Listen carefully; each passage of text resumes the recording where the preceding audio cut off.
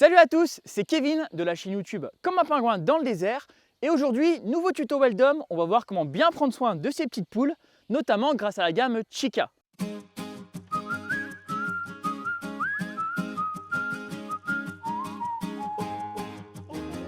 Si on souhaite avoir des poules, il faut forcément avoir un poulailler pour que nos petites poules soient à l'abri des prédateurs, au sec et en sécurité. Moi, j'ai choisi le modèle Harmonie en taille S qui peut accueillir jusqu'à 4 poules.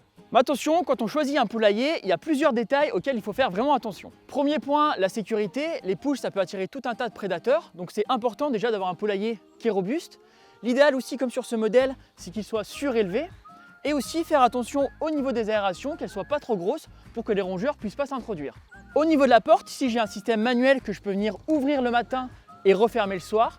Et ce qui est vraiment important, c'est que la porte puisse se verrouiller pour être sûr qu'un renard, même bien affamé, ne puisse pas rentrer. Si je veux me simplifier la vie, je peux remplacer ce système de porte manuel par un système de porte automatique.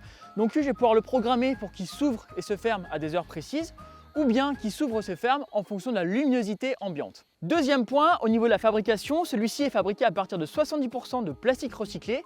Il est robuste et le gros avantage, c'est que je vais pouvoir le nettoyer facilement. Je vais même pouvoir passer le nettoyeur haute pression. Et ici, zéro nervure de bois dans lesquelles les poules rouges pourraient se cacher. Dernier point, le confort. Si on va avoir des œufs, il faut que les petites poules soient heureuses. Et pour ça, c'est important, en plus de prévoir assez d'espace pour chaque poule, d'avoir des perchoirs. Pour faciliter la récolte, on préfère que les poules pondent toujours au même endroit. Et généralement, comme ici, on va trouver un espace pondoir où les poules se sentent en sécurité pour pondre. Le confort des poules, c'est important, mais le confort de celui qui ramasse les œufs aussi. Et ce que j'aime, comme ici, c'est d'avoir un pondoir qui s'ouvre facilement de l'extérieur pour pouvoir récupérer les œufs.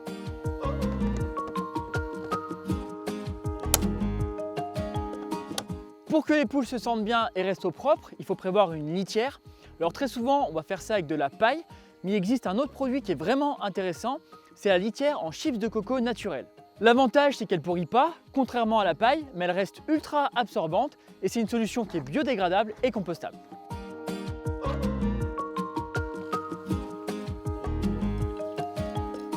Autre élément important, l'abreuvoir, parce que les poules ont besoin de boire. Il faut compter entre un quart et un demi-litre d'eau par jour et par poule. Et c'est important qu'elles aient accès à de l'eau propre et fraîche. Pour la mangeoire, l'idéal c'est une mangeoire à trémies. Le principe c'est qu'on va mettre les graines à l'intérieur et qu'au fur et à mesure que les poules mangent, ça va descendre et ça permet d'éviter le gaspillage.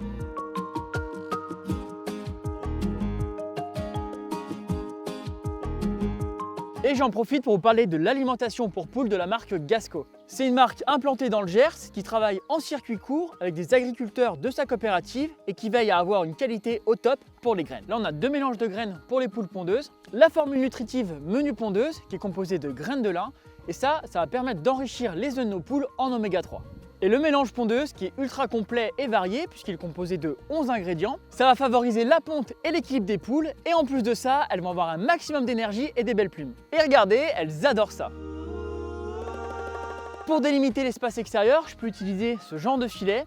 L'avantage c'est que c'est hyper évolutif, donc en fonction de la saison et l'état du sol, je vais pouvoir faire varier l'emplacement et la dimension de mon parc.